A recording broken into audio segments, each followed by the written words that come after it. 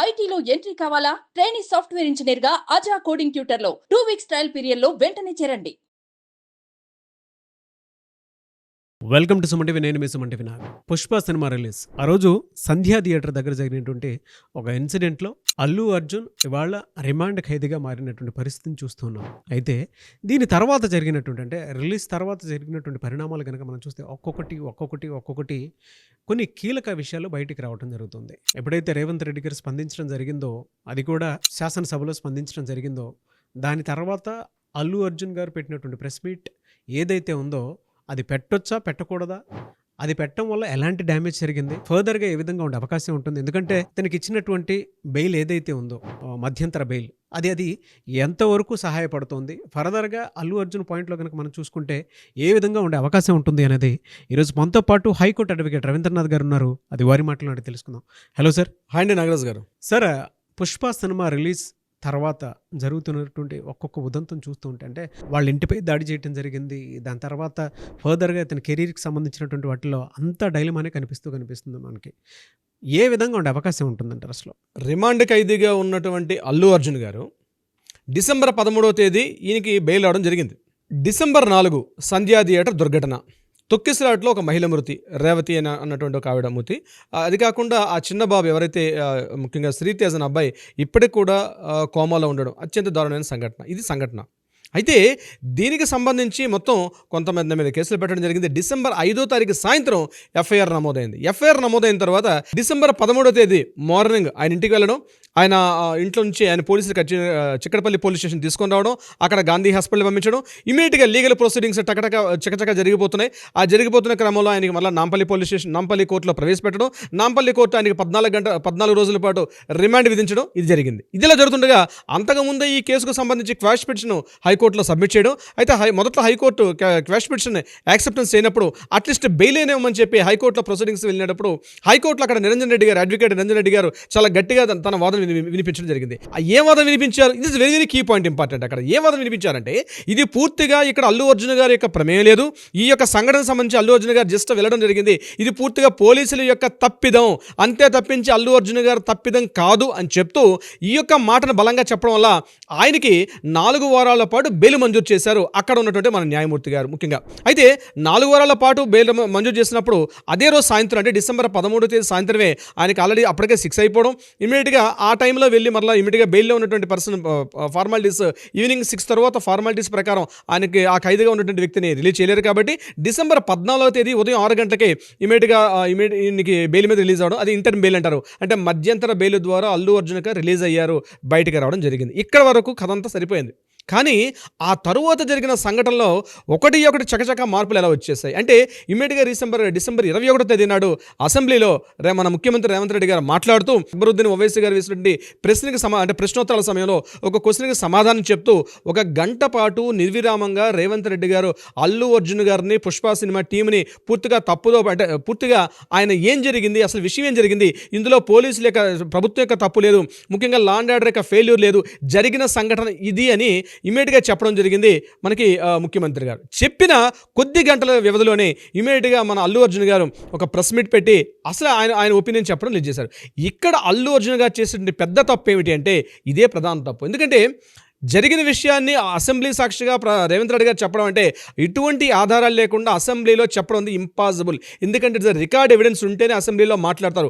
మంత్రి మాట్లాడినా, ముఖ్యమంత్రి గారు మాట్లాడినా రికార్డ్ ఎవిడెన్స్ ఉండేటప్పుడు దాన్ని కౌంటర్ పాయింట్ చేస్తూ ఎన్కౌంటర్ చేయడం అనేది అంటే దాన్ని కౌంటర్ చేస్తూ మాట్లాడడం ఉంది అల్లు అర్జున్ గారు చేసిన తప్పు.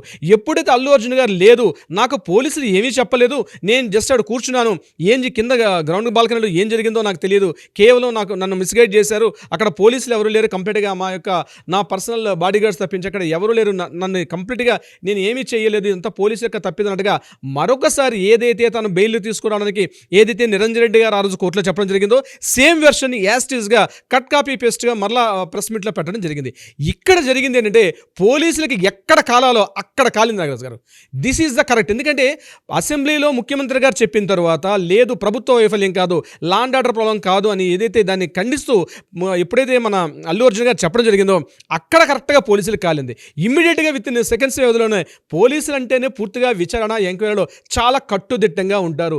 ఇప్పుడు జరుగుతున్న పరిణామాలు గడిచిన 48 గంటల నుంచి చూస్తుంటే ఇమ్మీడియట్గా అల్లు అర్జున్కి వ్యతిరేకంగా ఏదైతే ఉన్నాయో టోటల్ ఎవిడెన్స్ సాక్ష్యాలు అంటే పోలీసులు దీన్ని ప్రెస్టీజ్గా తీసుకున్నారు. ఫస్ట్ ఆఫ్ పోలీసు వ్యవస్థ ఏదైతే ఉందో ఆనంద్ గారు ప్రెస్ మీట్ పెట్టడం, అదేవిధంగా అక్కడ ఉన్న ఎస్హెచ్ఓ ఎవరైతే ఉన్నారో చిక్కడపల్లి పరిధిలో ఎస్హెచ్ఓ గారు ఒక ప్రెస్ మీట్ పెట్టడం, అట్ ద సేమ్ టైం ఏసీపీగా చెప్తున్న విష్ణుమూర్తి గారు ఒక ప్రెస్ మీట్ పెట్టడం, ఇమ్మీడియట్గా మూడు రకాలైనటువంటి ప్రెస్ మీట్స్ ఏకకాలంలో ఒకే సమయంలో జరగడం ఉంది. దాని అర్థమవుతున్న విషయం ఏంటంటే ఇది ఖచ్చితంగా పోలీసులు తమ ప్రెస్టీజ్ ఇష్యూగా తీసుకున్నారు. రేపు కోర్టులో దీని మీద విచారణ కొనసాగేటప్పుడు రేవతి అన్నటువంటి అమ్మాయి మరణం పక్కదో పెట్టి ఇది అల్లు అర్జున్ వర్సెస్ పోలీసులు అన్నట్టుగా మారిపోయింది ప్రజెంట్ ఉన్న సిచ్యువేషన్. నాగరాజు గారు అయితే ఇక్కడ అల్లు అర్జున్ గారు డిఫెన్స్ ఎలా పడిపోయారంటే ఈయనకి కేవలం ఇచ్చింది 4 వారాల వ్యవధి ఉన్నటువంటి ఒక బెయిల్ అంటే మధ్యంతర ఉత్తర్వులు మాత్రమే.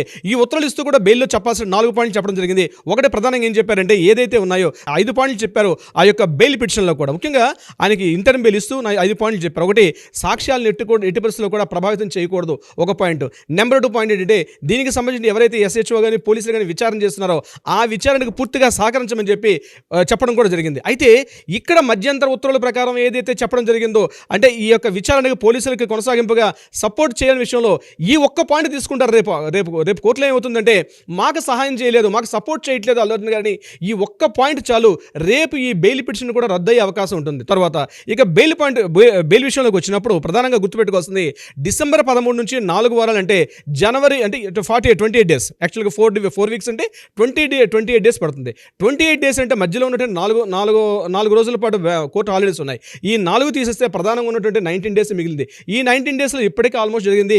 ఏదైతే మధ్యంతర ఉత్తర్వుల ప్రకారం బెయిల్ పిటిషన్ వచ్చిందో దీనికి సంబంధించి కొనసాగింపుగా మళ్ళా బెయిల్ కంటిన్యూ చేయమని చెప్పి ఇప్పటివరకు నాకు తెలిసిన ఇన్ఫర్మేషన్ ప్రకారం ఈ రోజు వరకు అటు నాంపల్లి కోర్టులో కానీ హైకోర్టులో కానీ ఆయనకు సంబంధించిన అడ్వకేట్స్ ఎవరు కూడా అప్రోచ్ అయినట్టుగా మన ఇన్ఫర్మేషన్ ఈ వీడియో చూసిన సమయానికి అయితే ఇప్పుడు జరగలేదు. ఇంకా మిగిలింది జనవరి 10 ఇస్ ద డెడ్ లైన్ అనుకోవచ్చు మనం 99%. జనవరి 10 వరకల్లా ఎట్టి పరిస్థితుల్లో ఈయన మళ్ళీ చంచల్ కూడా జైలుకి వెళ్ళి ఈవినింగ్ 6 లోపల సరెండర్ అయిపోవాలి. సరెండర్ కాకపోతే అది ఇంకా తీవ్రమైన నేరంగా పరిగణిస్తుంది కోర్టు దాన్ని కూడా. సో ఈ రోజు డేట్ డిసెంబర్ 23 అంటే ఈ ఒక 7 డేస్ ఉంది. అక్కడ 10 డేస్ అంటే ఆల్మోస్ట్ మనకి 17 డేస్ మాత్రమే టైం ఉంది. 17 డేస్ మాత్రమే టైం ఉంది. ఈ 17 డేస్లో ఇప్పటి వరకు కూడా ఆయన లీగల్ సంబంధించిన టీం ఎవరు కూడా అప్రోచ్ అయినట్టుగా మనకి ఎక్కడ ఇన్ఫర్మేషన్ లేదు. ఒకవేళ ఇక్కడ నాంపల్లి కోర్టు ఒక బెయిల్ రద్దు పిటిషన్ అయినప్పుడు కూడా హైకోర్టులో ఎలాగో క్వాష్ పిటిషన్ అవ్వలేదు అంటే రిజెక్ట్ చేశారు. సో ఇమీడియట్గా బెయిల్ కూడా రద్దుపరచకపోతే ఇమీడియట్గా హైకోర్టు నుంచి సుప్రీంకోర్టు మెట్లెక్కాల్సిన పరిస్థితి ఉంది. బట్ ఈ రోజు వరకు కూడా అటువంటి ప్రయత్నాలు జరుగుతున్నట్టుగా లేదు. ఇదే విషయాన్ని ఒకసారి మనం బ్యాక్ వెళ్ళగలిగితే ఆంధ్రప్రదేశ్ చంద్రబాబు నాయుడు గారిని కూడా ఇదే సందర్భంలో ఒకసారి అరెస్ట్ అయ్యారు. అరెస్ట్ అయినప్పుడు ఇటువంటి సిచ్యువేషన్ జరిగాయి. అక్కడ సిచ్యువేషన్స్ కూడా ఇమీడియట్గా ఆయనకి బెయిల్ పిటిషన్ పెట్టుకున్నప్పుడు ఇక్కడ లోకల్లో ఉన్నటువంటి అమరావతి హైకోర్టు ఆయనకి బెయిల్ పిటిషన్ ఆయన క్యాన్సిల్ చేసింది. ఇమీడియట్గా ఏం చేశారు వాళ్ళ అడ్వకేట్స్ అందరూ కూడా కలిసి సుప్రీంకోర్టు మెట్లెక్కి 56 డేస్ తర్వాత చంద్రబాబు నాయుడు గారికి బెయిల్ రావడం జరిగింది. అంటే ఒకవైపు ఎంక్వైరీస్ ఉన్నప్పుడు కూడా ఇమీడియట్గా కోర్టులో ఉన్నటువంటి ఫైలింగ్స్ అనే టకటక ఫైల్ చేసుకున్నప్పటికే 56 డేస్ పట్టింది. అట్లాంటి ఇంతకుముందు అప్పటికి మాజీ ముఖ్యమంత్రిగా పనిచేసినటువంటి చంద్రబాబు నాయుడు గారి తర్వాత ఎన్నికలు రావడం, ఎలక్షన్స్ అవ్వడానికి వెళ్ళడం, మళ్ళీ ముఖ్యమంత్రిగా రావడం ఒక పార్ట్ అయితే ఇక్కడ దాన్ని కాస్త మనం కంపేర్ చేసుకోగలిగితే ఈ రోజుకు సుమారుగా డిసెంబర్ 13 నుంచి ఈ రోజు 23 అంటే 10 రోజుల పాటు ఆల్రెడీ అయిపోయింది. ఈ మిగిలిన 17 డేస్లో 4 డేస్ హాలిడేస్ తీస్తే మిగిలింది ఓన్లీ 13 డేస్. ఆ 13 డేస్ వరకు కూడా ఇప్పటివరకు అప్రోచ్ అయినట్టుగా మనకేం తెలియట్లేదు. ఒకవేళ కానీ ఇక్కడ బెయిల్ కంప్లీట్ కాకపోతే అట్లీస్ట్ సుప్రీంకోర్టు కానీ వెళ్ళి మళ్ళీ తీసుకొచ్చే ప్రయత్నాలు ఏమైనా చేస్తున్నారా అంటే అటువంటి ఉన్నట్టుగా మనకైతే ఇన్ఫర్మేషన్ ఇప్పటిదాకా జరిగినట్టుగా మనకేం తెలియట్లేదు. సో నిరంజన్ రెడ్డి గారు ఇంకొక విషయం ఏంటంటే ఖచ్చితంగా కోర్టుని తప్పుదో పట్టించారు.